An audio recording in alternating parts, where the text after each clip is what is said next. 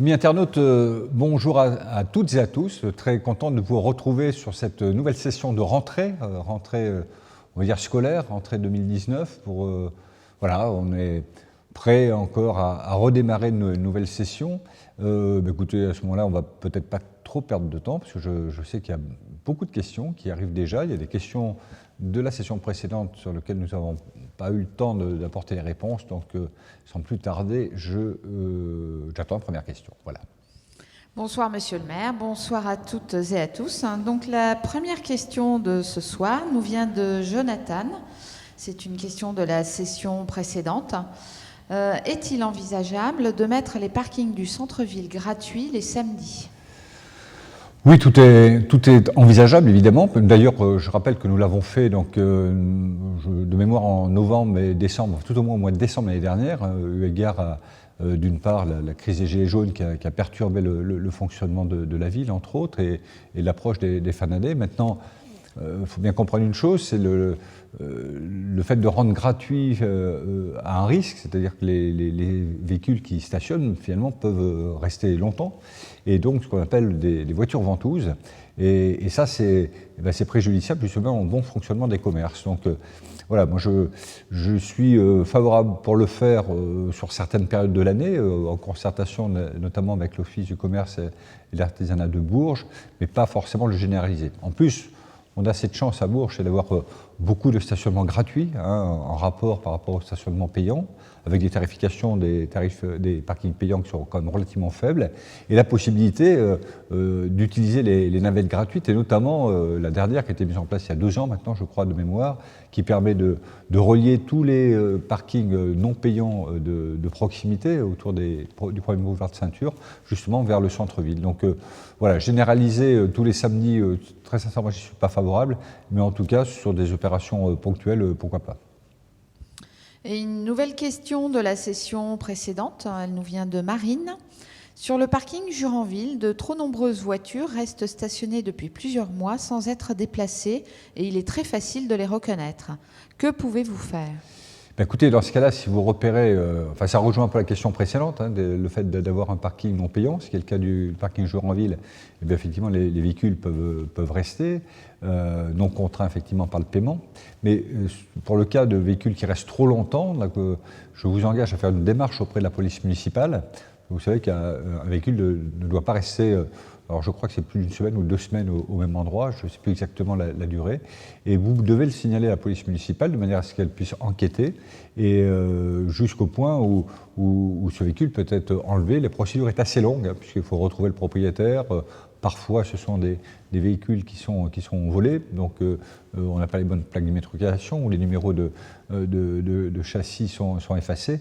Mais la démarche aujourd'hui, c'est de solliciter la police municipale et qui lancera la procédure.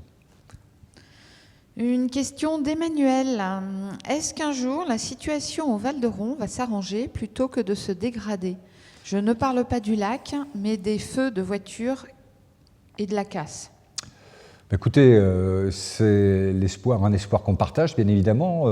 Les choses ne sont pas aussi simples que ça. Bon, en plus, ce sont des événements qui arrivent à certaines périodes, qui se calment et qui repartent. C'est un peu, c'est un peu sporadique, comme on peut dire. Et aujourd'hui, effectivement, des opérations sont menées. Je crois qu'il y en a une qui a eu lieu il y a une quinzaine de jours, une opération coup de poing avec la police nationale et la police municipale. Le gouvernement, d'ailleurs, a mis en place une nouvelle formule, ce qu'on appelle la police de sécurité des quartiers, qui fait en sorte que la police soit plus présente dans le quartier. On a eu l'occasion d'en parler avec le secrétaire d'État, Laurent Nunez, au cours de sa venue au mois de février ou mars de cette année. Mais les choses ne s'arrêtent pas forcément spontanément dès qu'on met des actions en place. Les feux de poubelles, les feux de voiture, évidemment, c'est dommageable, bien évidemment, c'est attristant. Malheureusement ou heureusement, elles n'ont pas lieu forcément que dans le quartier du Val-de-Rond. Voilà, les actions doivent être menées. Je pense qu'on a déjà beaucoup combattu en fait avec un certain nombre de réussites les cambriolages. Tout n'est pas forcément réglé, mais en tout cas, quand on regarde les chiffres, le nombre de cambriolages sur le Val-de-Rond ont sensiblement diminué depuis depuis 2 ans maintenant. Il faut qu'on continue à être présent et mettre en place tous les moyens effectivement municipaux avec la police municipale, mais aussi la police nationale, pour éradiquer ces mauvais comportements qui n'ont finalement comme objectif, tout au moins, surtout comme conséquence, faire en sorte que des gens qui vivent et qui travaillent n'ont au bout d'un moment plus de moyens de locomotion pour aller travailler et pas forcément les moyens de se racheter un véhicule. Donc voilà, les actions sont en place, les choses globalement s'améliorent, mais c'est vrai qu'il faut bien imaginer qu'il y a il y a eu des points de chauffe, et il y en aura. J'espère me tromper, mais il y en aura peut-être d'autres. Mais en tout cas, sachez qu'en collaboration avec les services de l'État, nous combattons effectivement ces actes d'incivilité. Une nouvelle question de la session précédente posée par Berruyer, qui vous demande à quand une vraie proposition d'exploitation nautique et ludique du lac d'Oron, pédalo, kayak, parcours gonflable aquatique, etc. D'abord, quand il y aura de l'eau dans le lac, c'est pas le cas actuellement. Plus sérieusement, en fait, je rappelle qu'en fait, on a aussi beaucoup changé ce lac, notamment par la mise en place de la plage. C'est un engagement que nous avions pris devant les Berruyers donc au début de ce mandat. Donc les choses sont à réaliser. Bon, effectivement, cette année, c'est un peu particulier. Et puis, apporter des animations. Il y a des activités sportives qui ont lieu, je ne vais pas dire tous les matins, mais souvent le matin à la plage, enfin qui ont eu lieu cet été. Donc ça, c'est un premier créneau. Il y a j'ai vu au moment où on a relancé la plage des propositions de paddle. Donc les choses, je dirais, peuvent évoluer progressivement. Il faut qu'on trouve aussi des prestataires qui puissent mettre à disposition ou qui veuillent s'engager justement sur l'animation de ce plan d'eau. C'est une chance pour nous d'avoir ce plan d'eau donc à quelques pas du centre-ville. Et tout ça, vous voyez, progressivement, ça se construit. Il va falloir un petit peu de temps. Et je crois que le fait de bien faire fonctionner les activités et ce plan d'eau et cette plage en particulier donnera peut-être envie à d'autres investisseurs ou associations pour créer effectivement des animations complémentaires, notamment l'été, sur ce plan d'eau. Une nouvelle question, elle est posée par Antonin. Serait-il possible d'installer plus de poubelles dans les marais, car il y a de plus en plus de visiteurs et souvent je ramasse des ordures. Ceci afin d'inciter les promeneurs à les utiliser plutôt que de jeter par terre. Oui, c'est tout à fait possible. En tout cas, la politique que nous menons depuis des années à Bourges consiste à multiplier autant que faire se peut donc des poubelles, justement pour inciter les passants, qu'ils soient d'ailleurs berruyers ou non, à déposer leurs déchets dans les poubelles. Donc, alors c'est pas forcément toujours le cas, mais globalement, on s'aperçoit que si on en donne les moyens, effectivement, on réduit le nombre de déchets qu'on peut trouver sur la route. Et comme j'ai coutume de le dire, je vais le redire là, une ville propre, c'est une ville qu'on ne salit pas. Alors c'est une évidence, mais en tout cas, c'est comme ça que j'imagine les choses. Alors évidemment, pour répondre à votre question, s'il faut rajouter des poubelles dans les marais, c'est bien entendu une réponse positive. Alors on n'en mettra pas tous les mètres, évidemment.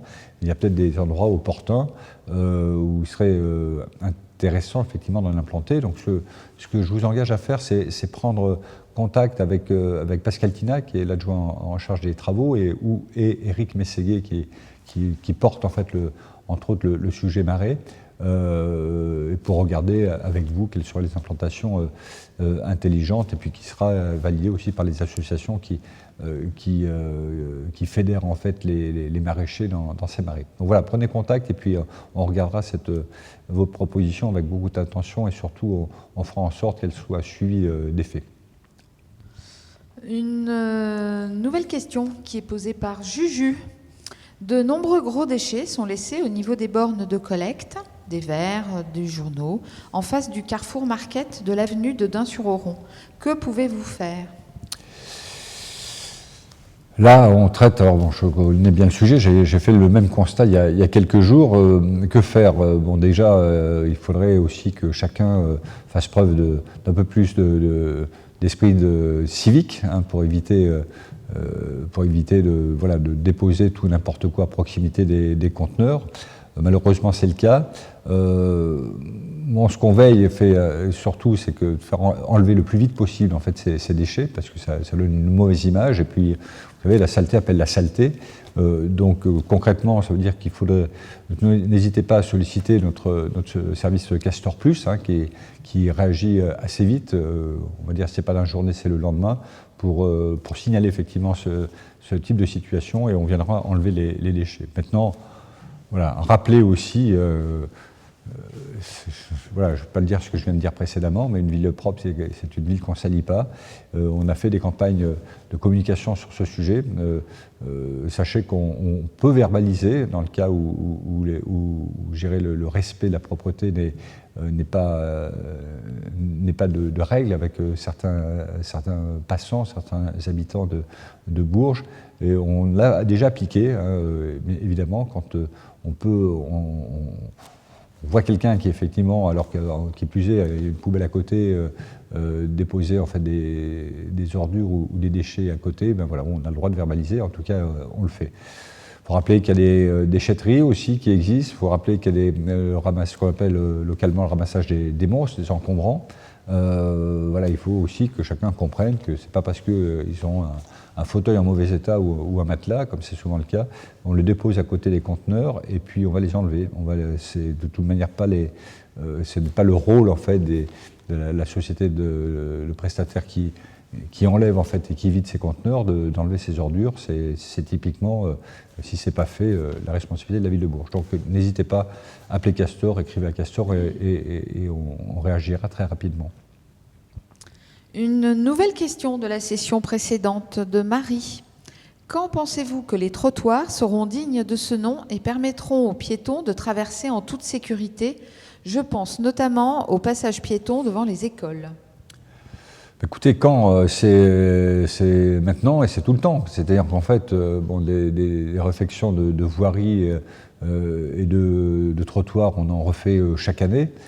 Pour des montants qui sont assez importants, hein, puisque ça oscille entre 1,5 et 2,5 millions d'euros par an. Objectivement, si vous regardez notamment ce qui a été fait au printemps et tout cet été, il y a des travaux importants dans ce domaine-là. Bon, par contre, il faut bien comprendre qu'on ne peut pas tout faire en même temps. Il faut savoir qu'il y a 250 km de voirie à Bourges, donc à peu près 500 km de trottoir. 250 km, c'est la distance qui sépare Bourges à Paris, tout simplement. Donc on peut bien imaginer que... J'avais fait un petit calcul, simplement pour l'anecdote, il y a quelques mois. Je m'étais dit que si on consacrait, enfin s'il fallait refaire requalifier complètement, donc refaire en profondeur l'ensemble des rues de Bourges, il faudrait consacrer la totalité des budgets d'investissement pendant 6 ans, donc pendant la durée d'un mandat. Donc c'est juste impensable, parce qu'il y a d'autres investissements effectivement qu'on doit gérer, mais voilà, il faut avoir conscience que tout ça, ça a un coût, et puis au-delà de ça, on ne peut pas tout faire d'un seul coup, donc voilà, on le fait progressivement, puis objectivement, si on regarde un peu ce qui se fait dans la ville depuis des années, les choses se font. Maintenant, s'il y a un cas particulier, là aussi, à l'endroit que vous évoquez, donc bon, précisément, je ne sais pas où c'est, n'hésitez pas à... pareil, faites-moi un email, un courrier ou directement à Pascal Tina, et puis on regardera si on peut intervenir si la situation est critique. Question suivante de Denis G. Que comptez-vous faire pour améliorer la voirie du chemin de Villeneuve? La voirie du chemin de Villeneuve n'est pas particulièrement en mauvais état, quoi. Alors bon, sans doute tout ça est perfectible, mais enfin bon, nous y étions au mois de juin de mémoire. Certes, il peut y avoir des reprises et sur les trottoirs et sur la voirie, mais voilà, comparé par exemple à d'autres rues de Bourges, très sincèrement, je vous le dis, vraiment, ça ne me semble pas forcément une priorité par rapport à d'autres rues qui sont plutôt en mauvais état. Alors il y a peut-être ponctuellement, là aussi, si ponctuellement il y a des choses à faire, je ne sais pas s'il y a des tranchées à reprendre, on peut le regarder, mais très sincèrement, le chemin de Villeneuve ne fait pas partie, je dirais, des familles qui nécessitent forcément une urgence par rapport à d'autres rues de la ville de Bourges. Alors Yo Bébel vous pose la question suivante. Serait-il possible d'installer des ralentisseurs avenue d'Orléans? Les véhicules ne respectent pas la limitation de vitesse. L'avenue est dangereuse pour les riverains et les piétons. Alors oui, installer des ralentisseurs, oui, tout est possible, on en installe dans la ville. Alors après, le débat, il est double, hein, c'est-à-dire que, enfin, il n'y a qu'un débat, je dirais, il y a les pros et les contre. Alors, il y a ceux qui demandent effectivement de mettre des ralentisseurs. Alors, je sais que vous suivez les réseaux sociaux, si je me rappelle un peu de YoBebel, je vois parfois quelques réactions, et donc vous voyez un peu les débats sur les ralentisseurs. Donc il y a les pros qui disent effectivement il faut ralentir, ainsi de suite, et puis ceux qui sont contre en disant qu'il y en a partout. Ce qu'on peut comprendre aussi, parce que c'est pas forcément la panacée. Maintenant on peut regarder Avenue d'Orléans, c'est vrai qu'on avait revu notamment le virage il y a quelques années en mettant un revêtement spécifique. Ce que je vous engage à faire aussi, voyez l'adjoint aux travaux, la méthode déjà c'est de faire des comptages pour connaître réellement pendant une période quelles sont les vitesses pratiquées, et puis peut-être trouver une autre solution que les ralentisseurs qui ne sont pas forcément la panacée. Il n'y a pas finalement de bonne solution, et puis à chaque fois, vous savez, et je le redis, il faut trouver des solutions techniques de manière à pallier le manque d'incivilité de certains usagers. Donc c'est juste compliqué, mais en tout cas, je suis d'accord avec vous, il faut sécuriser cette avenue d'Orléans qui, à mon sens, est d'abord, un, elle est fréquentée, puis deux, je pense qu'effectivement, dans certains cas, les vitesses pratiquées sont importantes, mais je veux vraiment m'en assurer et réaliser des opérations de comptage sur une semaine particulière va nous permettre de factuellement regarder ce qui se passe. Puis il y a d'autres formules, hein, c'est aussi d'utiliser le cylindromètre. Aujourd'hui, la police municipale a un radar et ça marche bien. D'ailleurs, je peux vous assurer que j'ai des suivis réguliers et vous savez que des fois, quand on touche l'automobiliste au porte-monnaie, alors faut pas s'en faire un plaisir, hein, mais ça fonctionne plutôt bien. Donc voilà, on va regarder, contacter Pascal Tina et puis on verra ce qu'on peut faire sur l'avenue d'Orléans. La question suivante est une question de la session précédente. Elle est posée par Jimmy du Vieil-Castel. Beaucoup trop de véhicules passent par la rue Moyenne tous les jours. Des véhicules qui produisent de la pollution dans l'hypercentre-ville. La vitesse des conducteurs est parfois dangereuse pour les piétons et les pots d'échappement ne sont pas agréables pour les clients en terrasse. Pourquoi ne pas restreindre cette circulation certains jours et certaines heures? Alors c'est une réflexion que nous avons, notamment suite à l'aménagement de la place Simone Veil et puis son environnement, et notamment cette traversée de la rue Moyenne et avec les terrasses en fait, qui se développent un peu plus.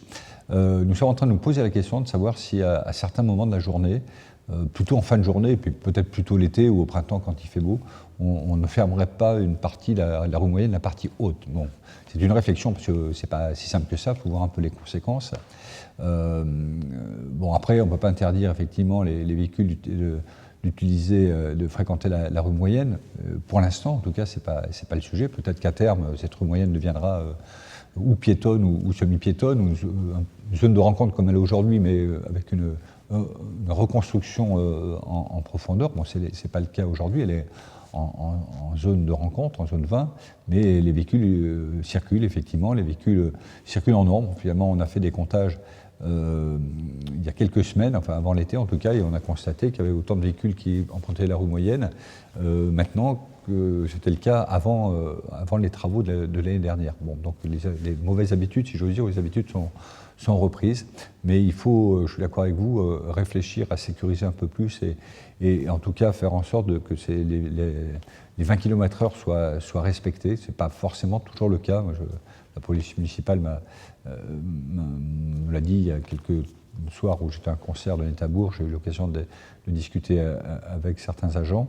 Voilà, donc on va mettre aussi des plateaux ralentisseurs aussi à certaines intersections.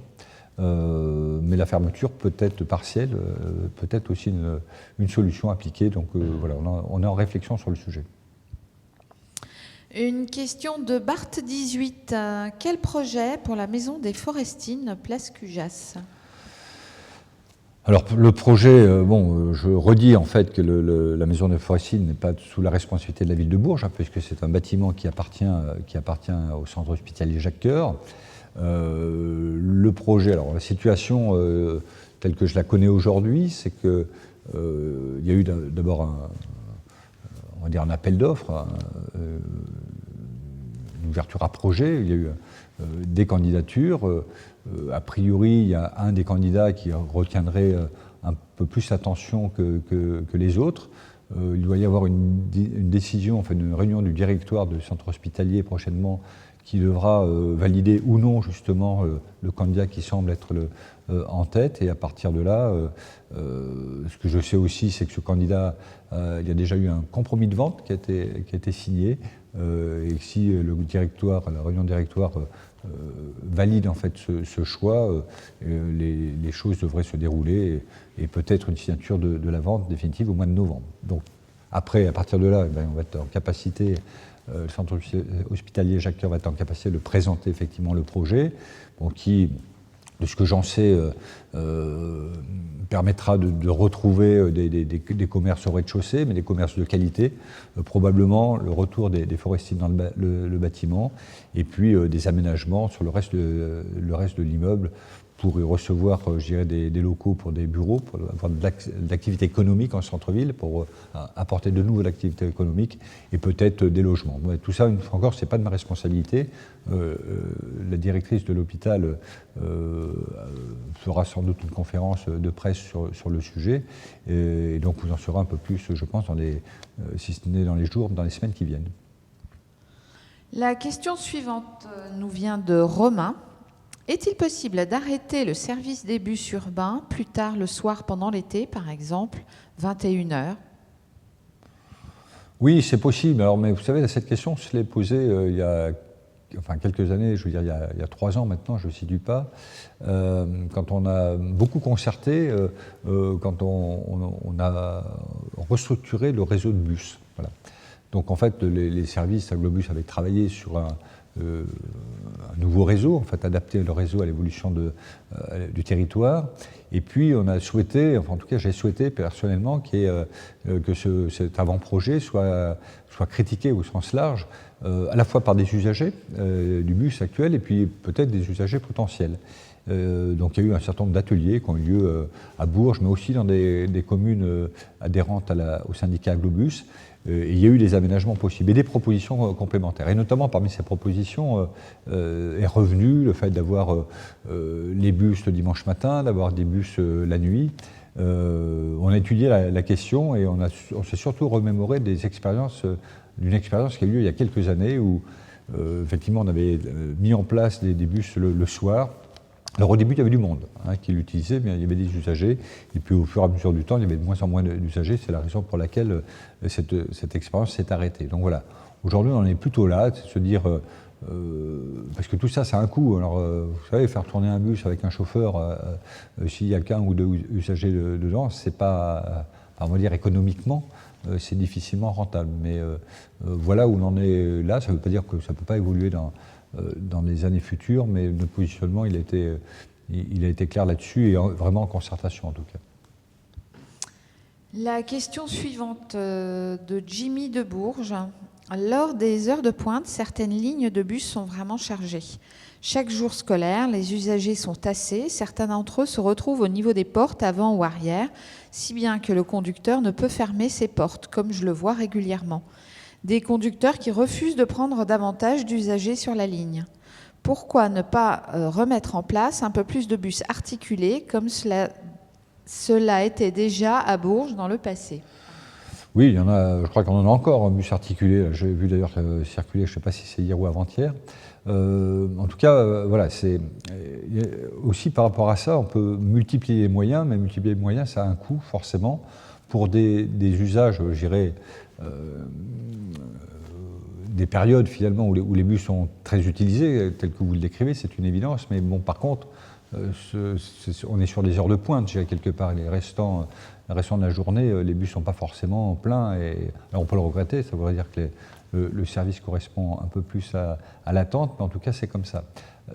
Pourquoi ces choix de ne pas prendre plus de passagers dans les bus? Bon, c'est pour des questions de sécurité, vous le comprenez, mais surtout, ce qui est important, c'est qu'on a intégré effectivement cette problématique, notamment quand on a étudié, je le disais tout à l'heure, sur la concertation sur le nouveau réseau de bus, mais aussi avec le nouveau prestataire. C'est-à-dire qu'en fait, quand on a modifié les lignes avec les lignes A, les lignes B et C, ça permet d'avoir une fréquence plus importante. On ne veut pas dire que les bus vont plus vite, mais une fréquence plus importante. Ce qui fait qu'au niveau des heures de pointe, cette fréquence de passage des bus est réduite pour ces lignes-là, qui sont des lignes communes, et qui permet effectivement à quelqu'un qui ne peut pas rentrer dans le bus de pouvoir prendre le suivant, qui est finalement moins de 6 minutes après. Donc voilà, ce changement et cette adaptation qu'on a souhaité mettre en place de manière à ce que c'est plus simple, c'est plus économique que multiplier les moyens, multiplier les bus, acheter des grands bus, alors que voilà, ils ne serviraient pas forcément tout au long de la semaine et tout au long de la journée. Alors une question de Célestin. J'ai vu que des vélos électriques allaient être mis à disposition des citoyens. À quel prix ? Alors, c'est des vélos à assistance électrique. Alors, je vais rappeler un peu le contexte. Donc, c'est Aglobus qui reprend en fait ce que la ville de Bourges pratiquait depuis longtemps avec des vélos classiques. Donc, la compétence a été prise par Aglobus et maintenant c'est Aglobus donc, qui a cette compétence. Et donc, en fait, vous allez avoir deux possibilités, soit de pouvoir bénéficier de l'usage gratuitement de vélos classiques, comme c'était le cas d'ailleurs avant, c'était la ville de Bourges qui le gérait, donc dans les mêmes conditions de durée, dans les mêmes conditions, je dirais, d'usage. Et puis, Aglobus a fait l'acquisition de, je crois que c'est 75 vélos assistance électrique, qui vont mettre, donc tout ça va être mis à disposition à partir de lundi prochain. Et les conditions, c'est une location pour 1 mois, pour 3 mois ou pour 6 mois, et 7 maximum. L'idée, c'est de tester est-ce que c'est un vélo électrique avec l'idée de pouvoir éventuellement prendre la décision d'en acheter un, donc pendant une période de test. Alors la tarification, elle est assez simple, c'est 1 euro par jour, c'est-à-dire si vous prenez 1 mois, ça sera 30 euros. Si vous prenez 3 mois, ça sera 3 mois, ça fait 60 euros si je ne me trompe pas. Non, c'est ça, 3 mois, ça fait 30, ça fait 90 euros et 180 euros si vous prenez au-delà. Tout ça, on est en train de regarder avec Aglobus la possibilité d'être mensualisé si on prend plus longtemps pour éviter une sortie d'argent importante. Mais voilà, la tarification, c'est 1 euro par jour. Et puis avec une caution évidemment qui va être déposée.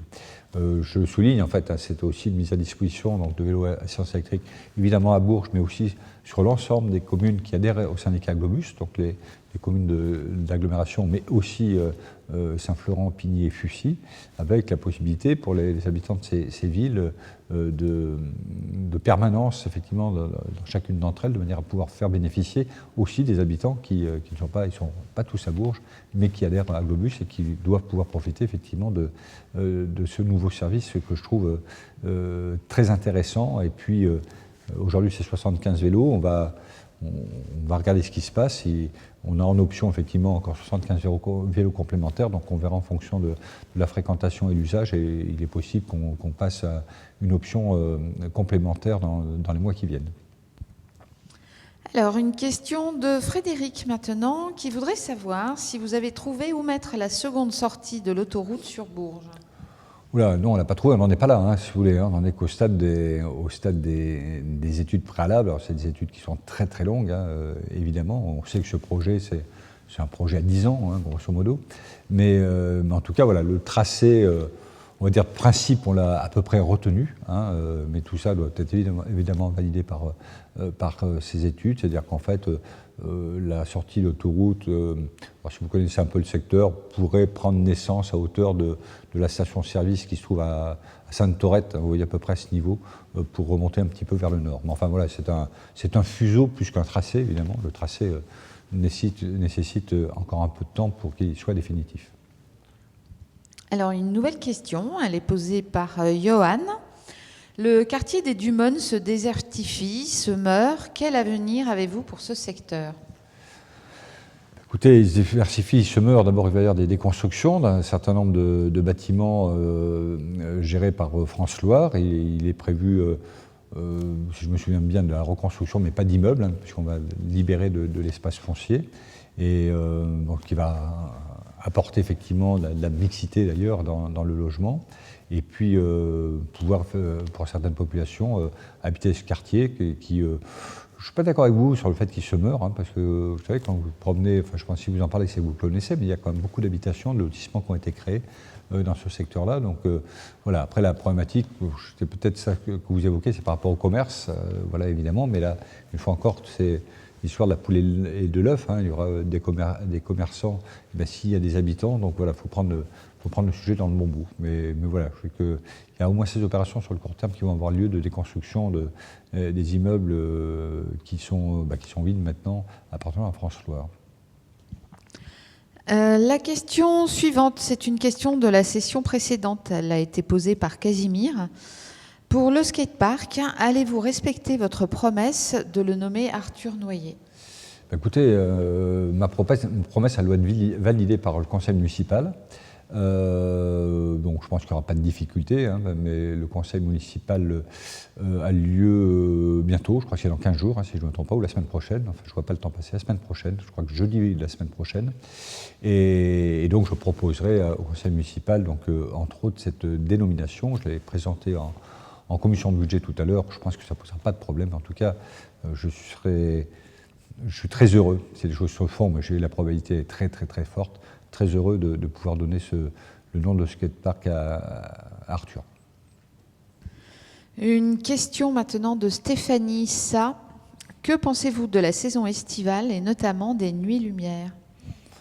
Je peux en penser que du bien, parce que si je vous dis que voilà, c'est catastrophique et je suis très déçu.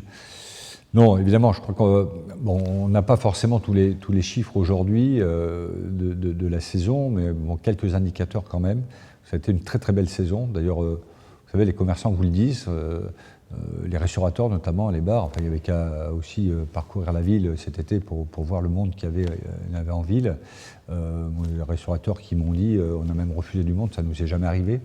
Donc je crois que ça, c'est l'effet combiné de tout ce qui se passe. J'irai en animation à Bourges, hein, c'est pas forcément que le fait des Nuits Lumière. Je crois qu'évidemment les Nuits Lumière ont apporté énormément. Il y a l'année des 500 ans de la Renaissance, hein, où la ville s'est beaucoup investie, avec de belles expositions. Il y a toutes les animations, je dirais, traditionnelles, les fêtes médiévales, la descente infernale.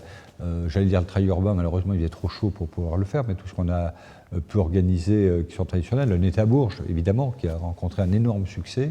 Et puis, oui, les Nuits Lumière aussi, qui ont été vraiment une vraie réussite. J'ai refait encore le parcours samedi dernier. Bon, c'est bluffant à chaque fois.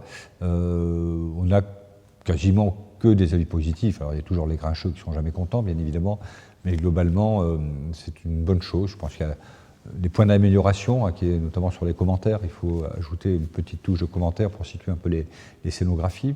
Ça, donc, on l'a pris en compte en termes d'amélioration. Et puis, on a déjà un projet pour 2021, j'espère. On va proposer au budget 2020 une étude. Alors, c'est quelque chose que j'imagine qui n'existe pas en France, qui n'existe pas en Europe, qui existe un peu au Canada, pour tout vous dire. Ça risque d'être un tout petit peu décalé par rapport à ce qu'on a aujourd'hui sur Bourges, mais j'y crois beaucoup. Donc quelque chose de nouveau. Alors, je vous en dirai pas plus. C'est dans ma tête, mais il faut construire tout ça, parce qu'il ne s'agit pas de le dire comme ça, c'est de le construire. C'est 130 000 visiteurs, hein, sur les Nuits Lumière. Hein, donc on a battu le record, hein, qui était de 75 000 de mémoire. Donc on a vraiment battu le record et on n'est pas encore à la fin de la session que j'ai demandé d'être prolongée jusqu'à fin septembre, c'est-à-dire une semaine de plus. Et puis nous aurons le plaisir, enfin en tout cas j'espère pour vous, moi je l'ai souhaité, c'est qu'on remette en fonctionnement les Nuits Lumière pendant les fêtes de fin d'année. Voilà. Alors, une question maintenant de Maïden Demon qui vous demande quand les foyers non équipés de la fibre le seront sur Bourges. Est-ce que je peux jouer mon joker ? Ouais, c'est cette question qui revient régulièrement sur le déploiement de la fibre. Alors, je ne vais pas vous répondre précisément, malheureusement, ce n'est pas parce que je ne veux pas, c'est que je ne peux pas, parce que je n'ai pas les éléments. Ce qu'il faut savoir aujourd'hui, c'est que l'engagement donc, du prestataire, du Orange en fait, est d'avoir couvert la totalité de la ville à fin 2020. Bon, je rappelle que l'objectif de départ c'était fin 2017, donc on a déjà perdu 3 ans. Pour des raisons notamment techniques et de passage de la fibre en aérien, donc il y a des raisons à tout ça. Mais en tout cas, aujourd'hui, moi, je ne suis pas en capacité, si vous me dites j'habite au 75 de la rue Diderot, par exemple, de vous dire, ben, voilà, la fibre, enfin, vous l'avez peut-être déjà si vous habitez au 75 rue Diderot, je ne sais pas, mais en tout cas, la fibre, vous l'aurez au premier trimestre 2020. Je ne suis pas en capacité de vous le dire. Je crois même qu'Orange n'est pas vraiment en capacité de vous le dire précisément. Voilà. En tout cas, bon, les choses se déploient, s'accélèrent véritablement depuis un an, hein, puisque la problématique du passage en aérien, c'était une problématique qui n'avait pas été anticipée, sur laquelle les solutions ont été trouvées, et ça a freiné un peu le déploiement à un moment donné, mais là, on voit visiblement que les choses se déploient. Alors, bien sûr, pas assez vite, hein, je suis d'accord avec vous, mais voilà, si Orange tient son engagement à fin 2020, voilà, il reste combien, 14, 15 mois à attendre maintenant. Alors, une nouvelle question qui est posée par Sébastien. Êtes-vous content du résultat de la place Simone Veil? Ne manque-t-il pas un peu de verdure et d'espace pour s'asseoir? Alors, est-ce qu'il manque de verdure? Il y en a beaucoup plus qu'il y en avait avant, puisqu'il n'y en avait pas. D'abord, hein, je rappelais qu'il n'y avait pas d'arbres, on a tendance à l'oublier, mais il n'y avait pas d'arbres, donc là c'est le cas maintenant.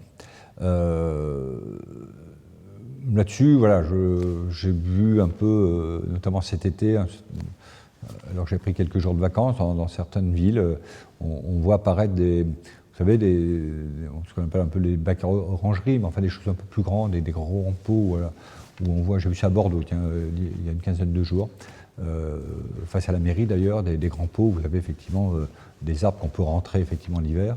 Donc voilà, ça pourrait peut-être permettre d'habiller un peu plus cette place. Bon, après, il faut bien voir que cette place a été faite aussi, alors peut-être trop minérale pour certains, mais on a élargi l'espace tel qu'il était avant, justement pour pouvoir faire des animations. C'était le cas d'ailleurs, je crois que c'était lundi dernier, où il y a eu le défilé de mode qui a été organisé par l'OCAB. Donc effectivement, si on met des pots et autres plantes au milieu, il va falloir les bouger à chaque fois qu'on fait une organisation. Donc voilà, mais bon, je pense qu'il y a peut-être un mix, mais bon, rappelez-vous qu'il n'y avait pas d'arbres jusqu'à présent, donc on a apporté quand même de la verdure. La verdure, attention, c'est bien normal, j'y suis évidemment favorable, mais vous voyez ce que vit la nature aujourd'hui par le manque d'eau. C'est un vrai risque. Regardez quand même aussi à Bourges. Moi, je parcours Bourges assez régulièrement. Il y a beaucoup d'arbres qui meurent par manque d'eau, et des arbres qui ont été plantés il y a déjà de nombreuses années. Donc il faut réfléchir à ça. Donc c'est bien de verdir, mais il faut être aussi en capacité d'assurer la vie de ces arbres. Quant aux endroits pour s'asseoir, là, effectivement, les escaliers sont aussi prévus pour ça, parce qu'on imagine que si un jour il y a, je ne espère pas qu'il y ait des concerts sur cette place-là, que les gens puissent s'asseoir sur ces marches, ça donne effectivement une notion un peu d'amphithéâtre. Par contre, effectivement, j'imagine, et j'ai dit à mes services, de regarder la possibilité d'implanter quelques bancs, alors pas au milieu de la place, évidemment, mais plutôt, je dirais, le long de la rue, la rue moyenne, du haut de la rue moyenne, avec face à la terrasse, face à la place plus exactement, ce qui permettrait effectivement, ceux qui en ont besoin, je pense aux personnes âgées en particulier, de pouvoir s'asseoir et profiter de cette place et des jets d'eau qui fonctionnent. La question suivante est posée par Karim. Aglobus va donc offrir une nouvelle offre via le vélo, mais où en est le projet de BHNS, donc de bus à haut niveau de service? Alors il avance lentement. C'est un projet qui est considérable d'un point de vue financier. Donc déjà, on va passer par une étape qui est indispensable, alors sans parler du bus au niveau de service, mais ce qui est une étape intermédiaire, de créer les deux pôles d'échange, le pôle qui va se trouver à la gare et le pôle qui va se trouver place de l'Europe, au bout de ses recours. Donc ça, c'est une première étape avec, on va dire, des bus classiques, si on peut dire. Donc là, les études, je dirais, sont en cours, puisque vous imaginez bien que ça nécessite des travaux de voirie qui sont importants, sur les voiries, sur les trottoirs, aménager des espaces où puissent se garer les bus. Donc voilà, ça, c'est les études sont en cours. Et puis quand on aura passé de cette deuxième étape, on pourra passer à l'étape supérieure, enfin suivante tout au moins, du bus au niveau de service. Mais on aura fait, je dirais, le plus gros des aménagements avant. Donc voilà, c'est quelque chose qui me semble pouvoir déboucher dans le courant du mandat suivant. Une nouvelle question de la session précédente, elle nous vient de Martine. Pour le Bon Pasteur, avez-vous des projets intéressants? Alors sur le Bon Pasteur, il y a 2 projets, et les 2 projets sont intéressants, ils sont complètement différents. Nous avons eu un premier jury, nous avons reçu les 2 candidats, les 2 projets, donc ça devait être le 28 août, avec un certain nombre d'élus, donc nous ont exposé effectivement leurs projets, une fois encore qu'ils sont intéressants, ils sont complètement différents, mais ils sont intéressants tous les 2. Nous leur avons posé aux différents candidats des questions, on a eu des réponses immédiates, il y a eu des questions qu'on a posées sur lesquelles on n'a pas eu de réponse, mais c'est normal. Et puis des questions qu'on nous a posées sur lesquelles on n'avait pas de réponse et qu'on est en train de traiter. On a une deuxième session qui a lieu, je crois, le 24 septembre, je ne suis pas sûr de la date, mais en tout cas d'ici la fin de septembre, on va les revoir de nouveau, donc on va pouvoir nous apporter des précisions et les réponses aux questions qu'on leur a posées. Nous, on aura entre-temps regardé ce qui nous concernait. Et puis, l'idée, c'est de faire le choix et proposer ce choix donc, à l'Assemblée délibérante au mois de novembre. Question suivante. Question de la session précédente. Elle est posée par Yaya. Les jeunes de notre ville ont tendance à partir dans les villes moyennes, faute d'attractivité et de moyens de transport rapides et efficaces entre ces grandes agglomérations et Bourges. Qu'en pensez-vous? Avez-vous des projets pour développer les transports à Bourges? Développer les transports, ce n'est pas forcément les transports à Bourges, c'est surtout les transports qui nous lient à d'autres villes et notamment les métropoles. Donc ça, évidemment, ce n'est pas la responsabilité de la ville, vous imaginez, c'est plus complexe que ça. C'est soit la responsabilité de l'État, soit la responsabilité de la région. Ce n'est pas des sujets simples, parce qu'évidemment, on réclame toujours plus, mais tout ça, ça a un coût. Donc, si vous voulez compenser les coûts, forcément, il faut des recettes. Si vous voulez des recettes, il faut augmenter les impôts. Je le fais un peu simple, mais c'est un peu comme ça. Donc, voilà, je ne décharge pas la responsabilité sur la région ou sur l'État, mais c'est un sujet beaucoup plus complexe. Je pense que pour retenir les gens à Bourges, les jeunes à Bourges, ce n'est pas qu'une question de transport. Vous savez, les jeunes aujourd'hui, et les moins jeunes d'ailleurs, se débrouillent quand ils manquent de train, par exemple, parce que je pense que c'est un peu le sujet. Alors, je ne vais pas faire de publicité, mais le Blablacar, le covoiturage, tout ça, ça fonctionne plutôt bien. Les bus, je les appelais bus Macron, pour ne pas donner le nom des autres, ça fonctionne plutôt bien, des coûts économiques. Donc, on l'a vu, quand le dernier printemps de Bourges, quand il n'y avait pas de train qui desservait Orléans, entre Orléans et Bourges, il n'y avait pas de desserte. Finalement, il n'y a pas une baisse festivalier parce que les festivaliers se sont débrouillés autrement. Donc il y a d'autres moyens. Alors ça ne veut pas dire qu'il ne faut pas travailler sur le sujet, mais en tout cas, je ne crois pas que c'est ça. Je crois que ce qui est important, c'est l'attractivité de notre territoire. C'est de fidéliser les jeunes sur notre territoire, c'est leur remporter de l'emploi, c'est leur donner une qualité de vie, leur créer des animations, c'est faire en sorte que le commerce se développe en centre-ville, c'est de faire en sorte qu'il y ait qu'une qualité de vie qui soit au moins égale à celle d'aujourd'hui, voire mieux, c'est de donner envie de rester, c'est faire en sorte qu'il y ait une offre médicale, c'est tous ces sujets. Alors ça ne concerne pas forcément que les jeunes, ça concerne l'ensemble de la population. Alors pour tous ces sujets, vous savez, on est en avant. L'opération Cœur de Ville, dans laquelle nous sommes inscrits, donc est vraiment opérationnelle maintenant. Nous avons un comité de pilotage avec les services de l'État et les partenaires en début de semaine. Donc voilà, on va présenter ça à la presse le 17 septembre dans son détail. Il y a une présentation qui va être faite aux assemblées aussi délibérantes au mois de septembre aussi. Donc voilà, les choses avancent, mais vous voyez, c'est un tout, c'est le développement aussi de l'enseignement supérieur. Alors d'aucuns disent, voilà, il n'y a que 5 000 étudiants à Bourges, c'est pas suffisant si on compare par rapport à Tours. Mais évidemment, mais si on compare Tours par rapport à Paris, Tours c'est rien du tout. Et si on compare Paris par rapport à New York, Paris n'est rien du tout. Bon, il faut ramener les choses sur terre. Je trouve qu'avoir 5 000 étudiants à Bourges, c'est plutôt bien. Évidemment, on voudrait en avoir plus. Mais rappelez-vous qu'on a travaillé dans ce sens. Si on a pu récupérer, parce qu'on a tendance à oublier les formations STEP au CREPS. Souvenez-vous, c'est un engagement que nous avons pris en 2014. Nous y sommes arrivés, donc c'est la deuxième rentrée. Donc on a porté 60 étudiants l'an dernier, presque 120 cette année. L'INSA va aussi. Il y a des travaux qui vont débuter dans quelques temps. Quand je dis quelques temps, c'est quelques jours. L'INSA va s'agrandir parce qu'il y aura de plus en plus d'étudiants, puisqu'il y a des formations, et le directeur de l'INSA que j'ai rencontré ce matin me le disait, il va y avoir encore des spécialités qui vont être développées à l'INSA Val-de-Loire, en particulier à Bourges. Donc tout ça va grossir. Et après, le travail, c'est de faire en sorte, et le directeur de l'INSA me le disait, c'est de renforcer, d'accentuer les liens entre l'enseignement supérieur et les entreprises, parce que, vous savez, savez, un étudiant qui vient à Bourges, à INSA ou ailleurs d'ailleurs, qui sait qu'il va avoir une offre professionnelle donc, sur le territoire, et ben, finalement, naturellement, restera. Et puis, il y a des jeunes qui partent faire des études et qui reviennent. Hein, c'est ça qu'il faut comprendre, c'est une logique. Hein, vous savez, moi quand j'ai fait mes études, j'ai quitté ma ville natale. Bon, alors j'y suis pas tout à fait revenu, je suis revenu à 150 km, mais parce que voilà, c'est l'opportunité aussi professionnelle qui m'a amené à Bourges à l'époque, il y a 32 ans de ça. Donc voilà, et dans les flux de population, vous savez, j'avais aussi une réunion cet après-midi avec la directrice de la CAF et le CCAS, où il y a un diagnostic qui a été fait, notamment sur les flux de population, et on s'aperçoit qu'il y a sur le périmètre de Bourges, qu'il y a effectivement autant de personnes qui quittent Bourges qu'il y en a qui arrivent. Donc, ce qui explique d'ailleurs la relative stabilité de la population de Bourges. Si vous regardez ces dernières années, alors sur les années on a un peu monté, les années on a un peu baissé, mais globalement, si vous regardez la tendance depuis au moins 2014, elle est plutôt à la stabilité. Donc ça veut dire qu'il y a du flux. Vous savez, j'ai aussi, c'est la semaine dernière, je crois que samedi, on a fait la cérémonie de réception des nouveaux arrivants. On avait, je crois, quasiment 120 personnes. Ben, c'est des gens qui viennent à Bourges, quoi. Voilà. Alors, il y en a qui partent, évidemment, parce que c'est la vie. On n'est pas forcément figé dans notre ville. Donc, je crois que c'est tout ça qu'il faut conduire. C'est pas qu'une question de mobilité. Oui, ça participe, mais je crois que c'est plus profond que ça. C'est-à-dire que c'est de donner envie à nos jeunes de rester avec l'offre qu'on a aujourd'hui.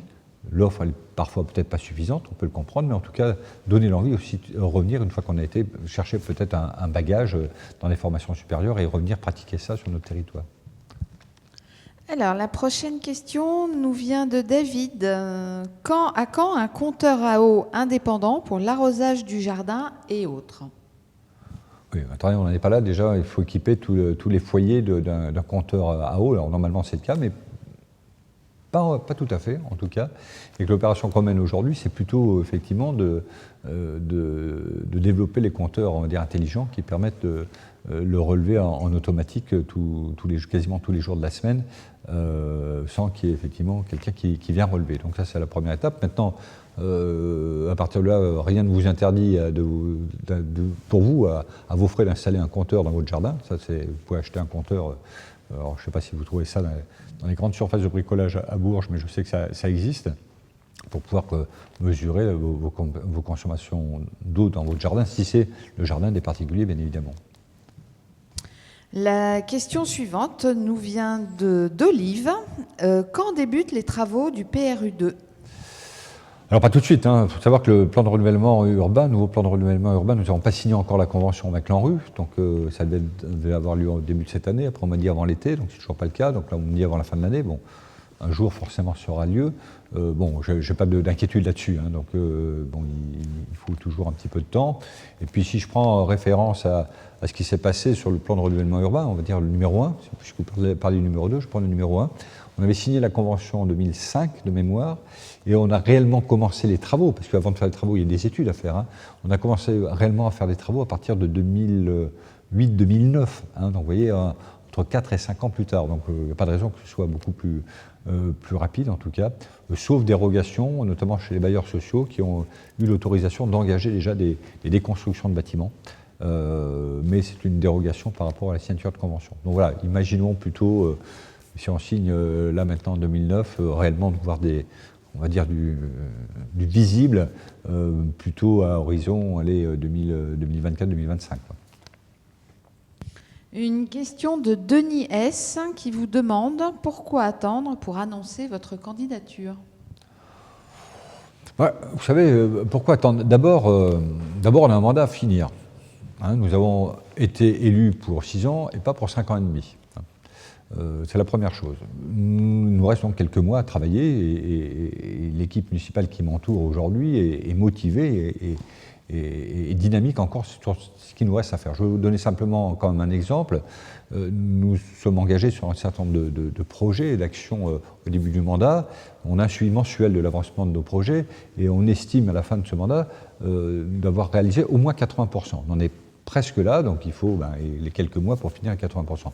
Ce qui est quand même bien. Vous pouvez regarder un peu autour de vous si dans d'autres villes, réaliser 80% d'un programme, c'est pas évident, d'autant plus que le contexte financier était un peu compliqué, on va dire, au début de mandat. Donc il faut qu'on termine ça, bien évidemment. Et puis, deuxième chose que je voulais vous dire, on reproche toujours aux femmes et aux hommes politiques d'être toujours en campagne pour, à juste titre d'ailleurs, ils ont raison, mais d'être toujours en campagne pour la candidature qui suit. Donc ça, je peux comprendre. Donc aujourd'hui, c'est pour ça que je me dis, aujourd'hui, je suis maire, j'ai été élu maire, donc je n'ai pas été élu en 2014 pour être candidat en 2020. Bon. Alors après, concrètement, ça veut dire qu'il faut aussi, quand ma candidature, quand je l'annoncerai, il y a encore du temps, moi je m'entourais effectivement d'un certain nombre on va dire, de précautions pour être sûr effectivement que notre candidature, parce que c'est une équipe évidemment, puisse l'emporter. Alors non pas pour des considérations politiques, c'est pas ça le sujet, mais plutôt pour regrouper autour de moi des femmes et des hommes qui ont envie de travailler pour leur ville, qui ont envie de servir leur ville et non pas s'en servir, voilà, comme certains peuvent être tentés de le faire. Donc voilà, c'est pour ça qu'il n'y a pas d'urgence. Moi, je ne suis pas en campagne. Aujourd'hui, je suis maire de la ville et je pilote avec mes équipes les projets sur lesquels nous travaillons depuis le début du mandat. Et voilà, donc les choses arriveront quand elles arriveront. Vous savez, j'ai écouté une interview de mon ami Gilles Avrousse, maire de Châteauroux, qui a dit clairement qu'il annoncerait sa candidature au mois de janvier. Bon, ouais, donc si moi je le fais avant la fin de l'année, comme j'y suis engagé, ben, je serai très en avance par rapport à lui. La question suivante est posée par Sébastien. Avez-vous des projets d'embellissement pour les places Planchat, Mirepied et le début de l'avenue Jean Jaurès, qui semblent être les oubliés de la ville? Oui, bon, je pense pas. Vous savez, quand on fait les réunions de quartier, ou quand on fait des barnums, partout où on va, on nous dit nous sommes dans un quartier oublié. Donc je pense que la ville est complètement oubliée. Non, très objectivement, tous ces sujets que vous avez traités, alors pas forcément tout ce que vous avez listé, mais il y a quelques éléments dans votre liste qui correspondent tout à fait aux opérations qu'on prévoit de faire dans le cadre du plan national Cœur de Ville. Je le disais tout à l'heure, un programme qui a été validé par le comité de pilotage en début de semaine et qui va être présenté à la presse donc le 17 septembre. Et vous verrez qu'il y a un certain nombre d'espaces fonciers qu'on imagine requalifier complètement. Alors, je peux vous les lister, et tout ça, ça peut être évolutif. C'est la rue Coursalon, c'est la place Gordenne, c'est la rue Jean Girard, c'est la rue Mirbeau, c'est la rue Pellevoisin, c'est la place Planchat, c'est la rue du Commerce, c'est la rue Moyenne, c'est la place Cujas, entre autres, et la rue d'Oron, au moins la rue d'Oron, mais ça peut aller jusqu'à la place de l'Europe, jusqu'au pont d'Oron, tout ce secteur des quais d'Oron. Ça peut être, voilà, il y a tous ces sujets qu'on imagine faire. Alors c'est des sommes d'argent importantes, vous savez, on l'a un peu estimé, c'est entre 20 et 30 millions d'euros, vous voyez, on va très loin. Évidemment, ça ne va pas se faire dans un claquement de doigts, mais en tout cas, voilà, c'est aussi ça l'opération Plan national Cœur de Ville, c'est redynamiser les commerces de centre-ville, mais comment on y arrive? C'est donner l'envie de venir dans notre ville, et notamment ça passe par la réhabilitation des espaces publics. Alors une question d'Alain. Que pouvez-vous faire au niveau du pont du Prado, car entre les SDF qui racolent devant le Leclerc et le trafic de stupéfiants, passer par là devient insécurisant alors que l'école est juste en face? Alors, nous avons eu à l'occasion de la venue du secrétaire d'État auprès du ministre de l'Intérieur, Laurent Nunez, qui est venu au mois de juin, je crois, ou début juillet, c'était le 5 juillet de mémoire. Nous avons eu une réunion sur ce sujet, quasiment sur place, puisqu'on était dans une salle de l'école d'Oron, avec un certain nombre de forces vives, notamment des commerçants du quartier, et puis des associations qui sont présentes dans le quartier, ou en tout cas qui peuvent participer à l'amélioration de la situation de ce secteur-là. Donc Laurent Nunez a pris en considération cette situation-là, avec les services de l'État, relayés par Madame la Préfète, et la police nationale et la police municipale. Et voilà, des actions vont être menées. Alors il y a des actions aussi plus concrètes, d'aménagement aussi de ces espaces. Bon, il y a des espaces privés, on m'expliquait, où il y a des voitures qui arrivent et qui s'installent, qui ouvrent les fenêtres, qui mettent la musique à fond. Donc on peut aussi interdire le stationnement. Donc il y a un plan d'action, et ça rentre dans le cadre du CLSPD, bon, c'est un acronyme, mais un plan d'action qui a été mis en place, co-construit justement avec les acteurs locaux de ce quartier-là, justement pour améliorer la situation. Alors une fois encore, elle ne va pas s'améliorer forcément en claquant des doigts, mais en tout cas les choses avancent. Sachez que c'est un sujet qui nous interpelle évidemment, et qui a interpellé le ministre lors de sa venue. Alors, la question suivante est posée par Loïc. Pour les aménagements du canal de Berry, pourquoi ne pas développer les espaces avec les organismes qui les gèrent? Travailler sur un vrai aménagement ou un parc au niveau du parking, derrière la patinoire, le long de la rocade verte. Le projet Canal de Berry n'est pas porté par la ville de Bourges, il faut que vous le sachiez, c'est porté par le syndicat de Canal de Berry. Donc nous, on participe, enfin, comme toutes les communes qui sont concernées par l'aménagement cyclable, on participe financièrement. La ville, d'ailleurs, en ce qui me concerne, est l'agglomération. L'agglomération abonde en fait la participation des communes. Et puis, donc ça, c'est ce qui est purement l'aménagement cyclable. Bon. Après, effectivement, ce que vous dites à juste titre, on peut regarder un peu d'accompagnement, notamment dans ce secteur du Prado, là, qui nécessiterait peut-être un peu des aménagements complémentaires. Effectivement, ça peut être un parc, ça peut être un espace comment dire, de repos, hein, pour les pratiquants du vélo et notamment les touristes qui ont déjà emprunté l'aménagement et qui l'emprunteront encore demain. Donc voilà, c'est une vraie réflexion urbanistique qu'on peut avoir sur le secteur. Une question posée par Jérôme. À quand un aménagement et le désherbage du plan d'eau? Alors, un réaménagement du plan d'eau, il n'a pas forcément à être réaménagé. Alors c'est sûr, quand on le voit aujourd'hui dans cet état, c'est désespérant, hein. Moi, j'avais vu les photos pendant l'été, parce que j'étais absent de Bourges, et quand je voyais les photos, ça m'a déjà démoralisé, mais la première chose que j'ai fait en arrivant à Bourges, avant même de rentrer chez moi, je suis passé auprès du plan d'eau, et là, c'est vrai que c'est catastrophique. Alors, on pose la question aussi sur les réseaux sociaux, mais alors pourquoi on n'en profite pas pour nettoyer, pour désenvaser? Alors, c'est pas si simple que ça. D'abord, en fait, il faut avoir une autorisation des services de l'État.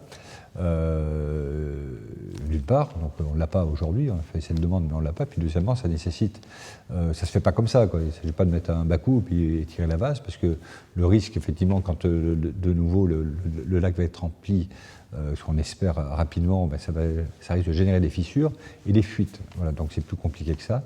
Et puis on a estimé le coût, hein, de ce désenvasement, ça a plus d'1 million d'euros, donc on n'a pas budgété, vous l'imaginez, sur l'année 2019, hein, puisqu'on n'imaginait pas cet état de sécheresse. Bon, par contre, ce qui n'empêche pas que des opérations de nettoyage, on a fait une opération l'année dernière, je crois que c'est le 26 mai, si je ne me trompe pas, des opérations bénévoles pour, je ne sais pas si vous vous souvenez, mais j'avais été présent, le nombre de saletés qu'on a retrouvées dans ce plan d'eau, et puis le traitement du désherbage, il faut le faire aussi, mais attention, il faut assurer la biodiversité aussi. Donc, imaginez avoir un gazon anglais tout autour du plan d'eau, c'est pas du tout dans l'air du temps. Au contraire, de laisser vivre les herbes folles et pas les mauvaises herbes, hein, parce qu'avant on appelait ça des mauvaises herbes. Moi, j'ai été repris à plusieurs reprises par mon directeur des espaces verts. On n'appelle pas ça des mauvaises herbes, on appelle ça des herbes folles. Bon, c'est plus bucolique, mais en tout cas, voilà, il faut à la fois assurer la propreté, mais en même temps ne pas vouloir tourne tout autour du lac en permanence, c'est pas du tout l'objet. Il faut assurer la biodiversité qui souffre, hein. Évidemment pas qu'à Bourges, en France, et en tout cas on doit faire très attention à ça. Alors, VET18 vous demande si vous prévoyez de créer un jour de ramassage des petits déchets verts comme il en existe dans certaines villes. Non, c'est pas d'actualité, donc ça ne veut pas dire qu'il ne faut pas qu'on y réfléchisse, mais aujourd'hui c'est pas d'actualité. On est plutôt en fait on a deux possibilités en fait pour traiter les déchets verts. D'abord, le compostage, qui a un gros avantage, et donc il y a beaucoup de communication de fait avec des réunions publiques, avec une forte présence des habitants des différentes communes de l'agglomération. Le compostage a plusieurs avantages. D'abord, ça permet à la fois d'éviter le traitement de déchets, parce que si vous mettez ça dans votre poubelle, forcément, ces déchets, il faut les traiter, et les déchets que vous traitez, vous les payez, hein. Donc il faut réduire, d'une façon globale, il faut réduire de quantité de déchets à traiter. Et donc le fait de composter, d'abord vous gardez vos déchets chez vous, et puis en plus, l'autre avantage, c'est que ça vous permet aussi, si vous avez des jardins, parce que quand on a de la tonte, forcément on a un jardin, ça vous permet aussi d'utiliser pour les plantations. Donc voilà, c'est un double effet, c'est un effet économique et c'est un effet écologique et un effet environnemental. Mettre des camions sur les routes pour aller récupérer des sachets de déchets, c'est pas forcément écologique. Et puis vous avez aussi, deuxième solution, les déchetteries, hein, qui peuvent être faites aussi pour ça, pour récupérer les déchets verts. c'est le cas, mais une fois encore, moi je préconise, autant que faire se peut, d'utiliser le compostage, de faire le compostage chez soi. Si vous avez des tailles qui ne sont pas, par exemple, des tailles de haies, vous savez que l'agglomération met à disposition, en prêt, donc gracieusement, comment on appelle ça, des machines à broyer, en fait, les branches. Donc, je le redis, on a communiqué là-dessus, mais ça existe. Donc voilà, gardez vos déchets chez vous, surtout vos déchets verts, parce que c'est bien pour la planète et c'est bien pour votre jardin. Et nous sommes arrivés à la dernière question, qui est posée par Carmindo Casalero, et qui vous demande, qui vous indique que les travaux vont bientôt se terminer rue de la Gare. Est-ce que vous envisagez de mettre des chicanes ou bien des ralentisseurs, car cette rue devient très dangereuse, trop de circulation et des vitesses excessives, etc. Alors je suppose, si vous parlez de la rue de la Gare, on est à Nières, j'imagine. Oui, les travaux sont en passe de se terminer. Voilà, je répondrai comme j'ai fait sur une des premières questions de ce chat, c'est-à-dire qu'on nous demande de refaire des rues, de refaire des trottoirs, très bien, donc on refait les enrobés, on refait des rues, et au bout d'un moment on dit, il y a trop de véhicules qui passent et ils roulent trop vite, donc c'est un peu le paradoxe. Donc c'est vrai qu'une rue en mauvais état fait ralentir les véhicules. Alors, c'est pas pour ça qu'il faut les laisser, bien évidemment, mais après c'est la rançon de la gloire, si j'ose m'exprimer. Ce qui va se passer, si vous voulez, moi ce que je vous propose, c'est qu'on finit les travaux. On avait fait, je crois, des comptages avant de faire les travaux. On va refaire les comptages après. On va mesurer pendant une semaine quels sont les flux de circulation, quelles sont les vitesses pratiquées. Et puis dès lors qu'effectivement on aura noté une évolution sensible par rapport au comptage précédent, on regardera comment on peut mettre en place une amélioration quant à l'usage et l'utilisation de cette rue. Voilà, j'ai cru comprendre que c'était la dernière question, puisque l'heure est très vite passée, vous voyez, donc c'est vous dire le plaisir que j'ai à me présenter devant vous pour répondre à vos questions. Je vous remercie beaucoup pour cette participation, avec des sujets divers et variés, alors certes beaucoup liés à la ville de Bourges et liés à la voirie, aux espaces publics, mais voilà, vous voyez que nous faisons des choses, parfois pas assez vite, mais ça c'est le sentiment que vous pouvez avoir bien évidemment, mais en tout cas on fait avec constance, avec énergie, avec cœur et toujours dans l'intérêt général. Voilà, donc merci encore d'avoir consacré du temps, de m'avoir consacré du temps. Voilà, on va s'arrêter là, je vous souhaite une très très bonne soirée, et puis je vous donne rendez-vous le mois prochain, je n'ai pas la date en tête, mais en tout cas vous aurez l'information sur les réseaux sociaux, sur le journal de Bourges, les nouvelles de Bourges et évidemment dans la presse locale. Merci, bonne soirée, à très bientôt, au revoir.